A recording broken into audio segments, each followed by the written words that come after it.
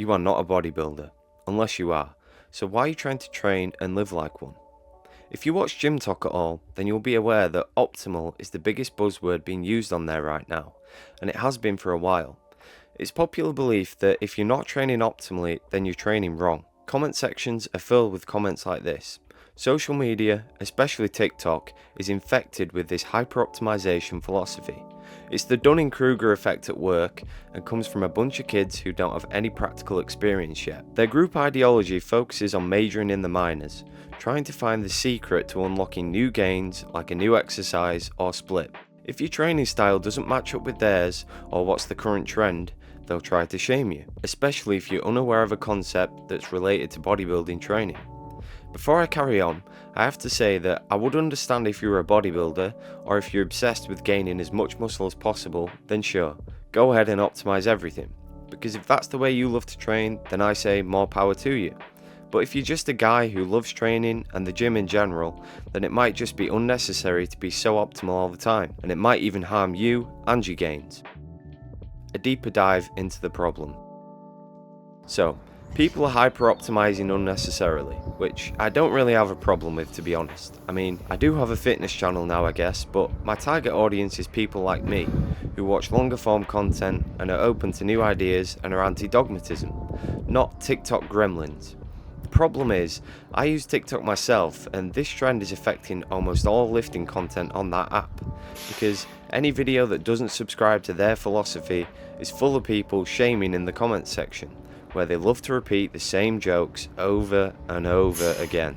So what's the problem with hyper-optimization? Well, in my opinion, it's a misunderstanding of the hierarchy of what's important in recreational lifting, and a lack of focus on the big picture. The small things that people are focusing on, like the perfect rep range, are much less important than they think, and the things that they're not paying any attention to, like training effort, are much more important than they know. YouTube is not exempt to clickbait, but it's not too hard to find some genuine content creators that want to both earn some money and provide usefulness and education at the same time. On TikTok and Instagram, on the other hand, the vast majority of creators are using you for views. They want to cause controversy. They want you to be scared of the fatigue monster. They want you to comment and disagree with them when they tell a lie. They want you to think you know something that these other dumb lifters don't know.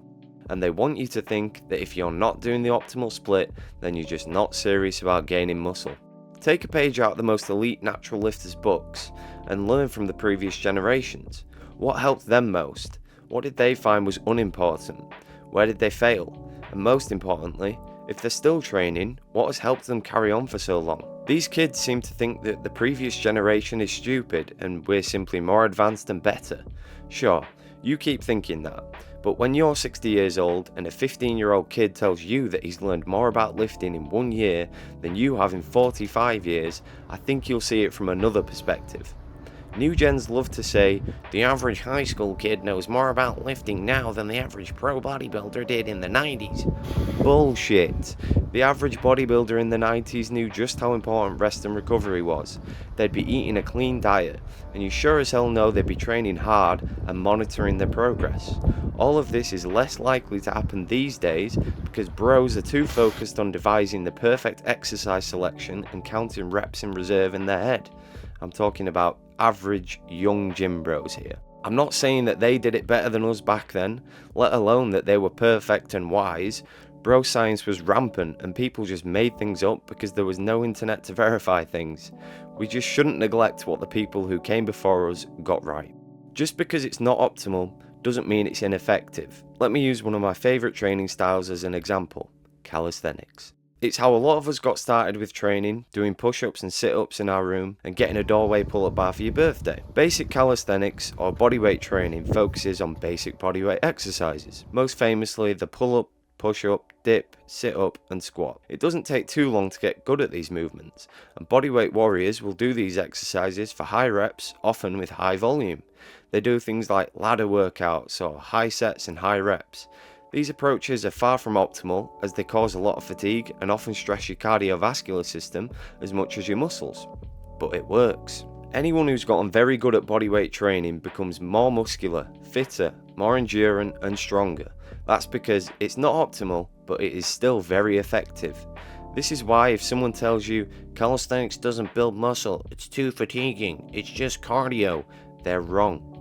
I've said this before in a video about why gamers often become very good lifters, but a guy who does push-ups, pull-ups and pistol squats in his bedroom will have a way better physique than a guy who has the perfect bodybuilding routine but constantly skips sessions, or just doesn't bring the right effort and mindset to his training. So if you want to do calisthenics but you've been told it's not optimal, but you skip the gym because it's boring or too crowded, then you have the wrong mindset.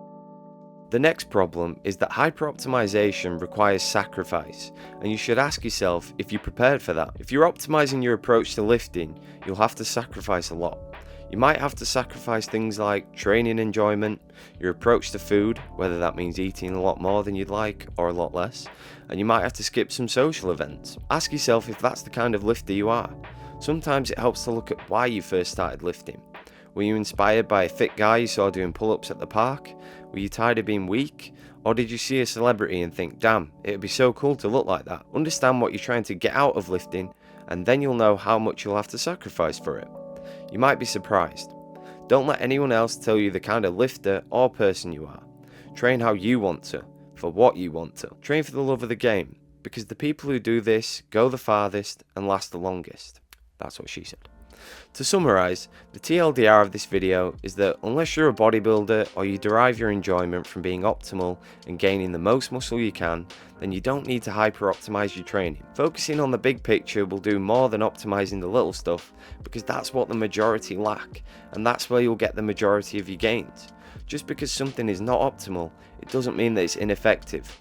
Train how you want and how you love, and you will go as far as you can. A final point that I want to add in as I'm recording this is that if you're an advanced or intermediate lifter, in order to acquire new gains, you might have to optimize your training a bit more. I'm not against optimization or trying to perfect your program.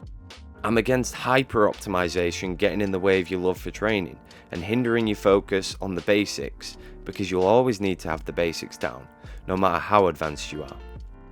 This is becoming a bit of a trend on my channel, but before I end the video, I want to give a big thanks to all the new subscribers and anyone who left a comment or liked my last video. The response to it was huge, and I never expected it to receive the amount of love that it did, so thank you all, and I'll see you in the next one.